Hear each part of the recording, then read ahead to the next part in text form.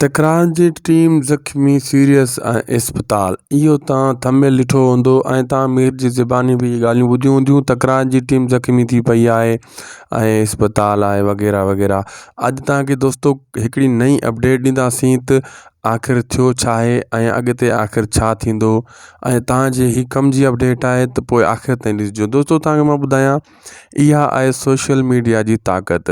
हिकिड़ो ॾींहुं सिर्फ़ु न आई, तव्हां जिथे किथे कमेंट कया असांजी वीडियो जे हेठां अदाकारनि ॾे हेॾे होॾे जिथे फ़ोनूं घुमायूं सॼी सिंध जे अवाम, लेकिन नेठि तंग थी मीर ऐं भावल यानी असगर चौधरी ऐं इरफान शेख वीडियो बयानु ॾिनो त टीम जेकी आहे उहा टीम असां हादसो थियो आहे वग़ैरह।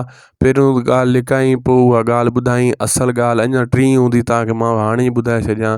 पोइ जीअं किस्तूं लुड़ी वियूं आहिनि, वाह में किरी पियूं आहिनि बैटरियूं वग़ैरह, कैमरा ऐं टीम सां हादसो थियो आहे ऐं कैमरामैन सां हादसो थियो आहे, तॾहिं ड्रामो न आयो आहे। 25 किस्तूं लुड़ी वियूं आहिनि, ठीकु आहे, वाह में। दोस्तो इहा आहे सोशल मीडिया जी ताक़त। तॾहिं हुननि अची बयानु ॾिनो। अॻे ईअं कान थींदो, जेको कुझु थींदो अदाकार अचानक मरी वेंदो उन जी बि ख़बर कान पवंदी।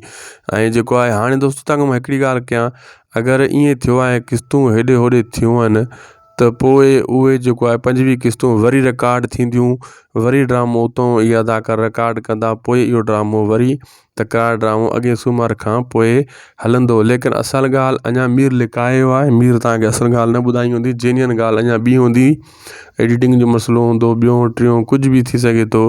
दोस्तो मां तव्हांखे ॿुधायां, जेका फेसबुक ते दोस्त मुंहिंजी वीडियो ॾिसी रहिया आहिनि उन्हनि खे मां इहो ॿुधायां थो, फेसबुक ते असांजी वीडियो हिकु ॾींहुं बाद में मोकिलींदा आहियूं, यूट्यूब ते सभ खां पहिरियां ईंदी आहे।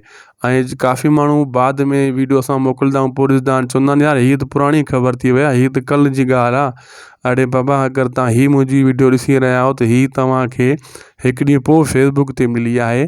यूट्यूब ते सभ खां पहिरियां ॾींदा आहियूं। अगरि तव्हां हिकु ॾींहुं पोइ वीडियो फेसबुक ते ॾिसी रहिया आहियो त सम्झी वञो हिकु ॾींहुं ही पहिरियों जी ख़बर आहे। ठीकु आहे दोस्तो, ख़ुदा हाफ़िज़।